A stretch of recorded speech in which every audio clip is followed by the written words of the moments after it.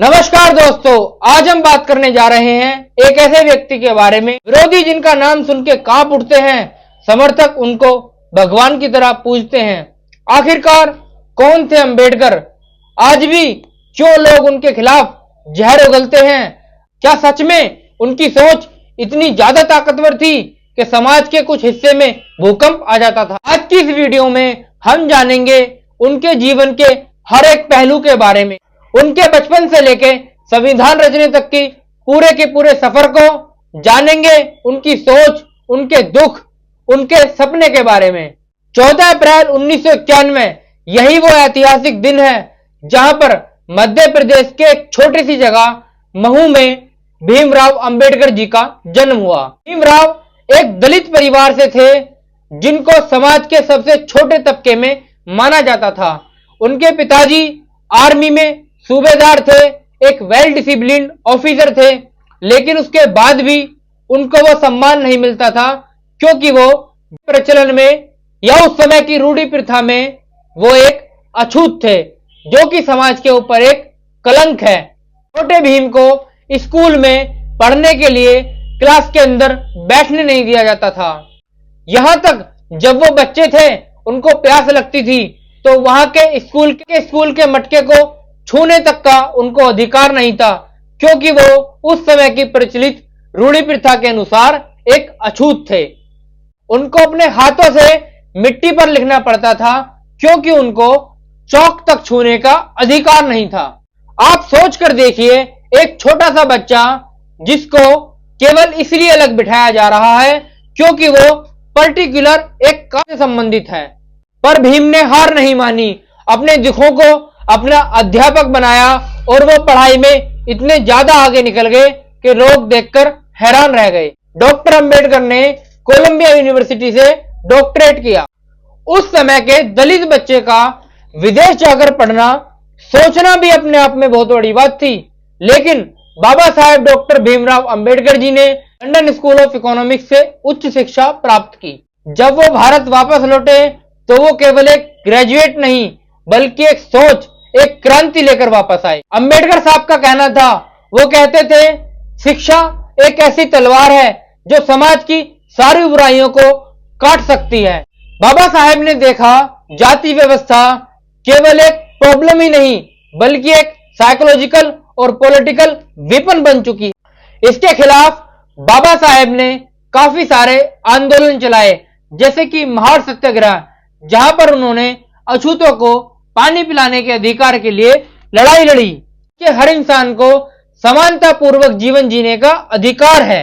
किसी भी व्यक्ति के साथ धर्म, जाति, मूल, वंश, लिंग एवं जन्म स्थान के आधार पर भेदभाव नहीं होना चाहिए। जब हमारा देश आजाद हुआ तो बाबा साहेब को सबसे इंपॉर्टेंट जिम्मेदारी वाला काम दिया गया। जी हाँ दोस्तों, बाबा साहेब को ड्राफ्टिंग कमेटी के चेयरपर्सन के रूप में नियुक्त किया गया। बाबा साहेब का कहना था, उनके लिए संविधान केवल एक कानून की किताब ही नहीं बल्कि एक जीती जागती सोच। दोस्तों, मैंने अपनी रिकॉर्डेड क्लास में उनकी आत्मकथा कही जाने वाली किताब वेटिंग फॉर वीजा के बारे में बताया है, जहां पर मैंने उनके जीवन के संघर्षों के बारे में बताया है। दोस्तों, इन सारी चीजों के बावजूद भी अगर आप भारत के संविधान को देखेंगे तो वहां पर 1% भी आपको कड़वाहट, नेगेटिविटी नहीं दिखाई देगी। अब सवाल ये उठता है, आखिरकार इतना सब कुछ करने के बाद भी कुछ लोग बाबा साहेब के खिलाफ क्यों हैं? क्योंकि बाबा साहेब ने सच बोला। समाज की जहरीली व्यवस्था के खिलाफ उन्होंने आवाज उठाई। बाबा साहेब ने ब्राह्मणवाद, जातिवाद और अत्याचार के खिलाफ मोर्चा खोला। जो लोग इन रूढ़ी प्रथाओं के सिस्टम के ऊपर बैठे थे उनको ये बात पसंद नहीं आई, इसीलिए आज भी लोग बाबा साहेब से नफरत करते हैं। इवन देन कुछ लोग तो उनके विचारों से डरकर उनकी मूर्तियां तोड़ देते हैं। आज भी समाज में जब जाति के खिलाफ बात होती है तो बाबा साहेब डॉक्टर भीमराव अंबेडकर जी का नाम सबसे पहले लिया जाता है। इसीलिए कुछ लोग उनको डिवाइड करने वाला समझते हैं, लेकिन नहीं, बाबा साहेब ने हमेशा इक्वलिटी के लिए ही काम किया है। अब हम जानते हैं अंबेडकर साहब की महिलाओं को लेकर क्या सोच थी। बाबा साहेब के लिए जाति ही नहीं बल्कि जेंडर भी एक बहुत बड़ी समस्या थी। बाबा साहेब ने महिलाओं को अधिकार दिलाने के लिए काफी सारे कानून बनवाए। हिंदू कोड बिल उनका ही सपना था, जिसमें महिलाओं को विरासत, तलाक और अपने जीवन के लिए अधिकार दिए गए। लेकिन कुछ लोग अंबेडकर साहब को केवल दलितों का नेता समझते हैं। ये बात गलत है। उन्होंने हर उस व्यक्ति के खिलाफ लड़ाई लड़ी। अंबेडकर साहब ने केवल संविधान ही नहीं लिखा, बल्कि उन्होंने आधुनिक भारत की नींव रखी है। बाबा साहेब ने समाज की उन डीपली रूटेड प्रॉब्लम को चैलेंज किया जिन पर लोगों की पावर बेस्ड थी, चाहे वो कास्ट सिस्टम हो, हिंदू सोशल स्ट्रक्चर हो या मनुस्मृति। आज भी लोग अंबेडकर साहब से चिढ़ते हैं क्योंकि उनका काम एक अनकंफर्टेबल सोच दिखाता है कि कास्ट आज भी जिंदा है। अंबेडकर साहब की बातें आज भी रिलेवेंट हैं, इसीलिए लोग चाहते हैं कि अंबेडकर साहब केवल उनका नाम एक सिंबल की तरह इस्तेमाल किया जाए, लोग उनके विजन को फॉलो ना करें। अंबेडकर साहब को समझना जरूरी है, केवल उन लोगों के लिए नहीं जो उनको सपोर्ट करते हैं, बल्कि उन लोगों के लिए भी जो उनसे डिसएग्री हैं। उन्होंने एक ऐसा फ्रेमवर्क दिया है जहां पर समाज के हर व्यक्ति को सामाजिक, आर्थिक, राजनीतिक न्याय, इसी के साथ साथ गरिमा पूर्वक जीवन जीने का अधिकार है। बाबा साहेब के नाम को ट्रोल करना या उनके खिलाफ भद्दी बातें करना, उनका मजाक उड़ाना अपने आप में एक महानायक का अपमान और देश के सपने का अपमान करना है। इसीलिए मेरी आप सभी लोगों से रिक्वेस्ट है, आने वाली बाबा साहेब की जयंती पर केवल फोटो पर स्टेटस लगाने से ज्यादा उनकी सोच को समझने की कोशिश की जानी चाहिए।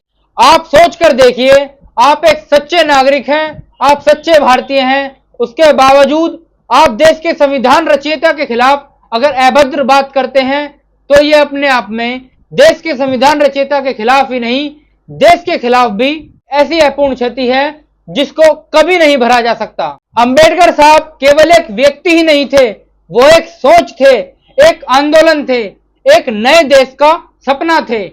बाबा साहेब ने अपनी पूरी जिंदगी उन लोगों के लिए लुटा दी जिनके पास ना आवाज थी, ना इज्जत थी, ना मौका था। अगर आज हम और आप खुले दिल से सोच पा रहे हैं, सवाल उठा पा रहे हैं, तो इनके पीछे बाबा साहेब का बहुत बड़ा संघर्ष था।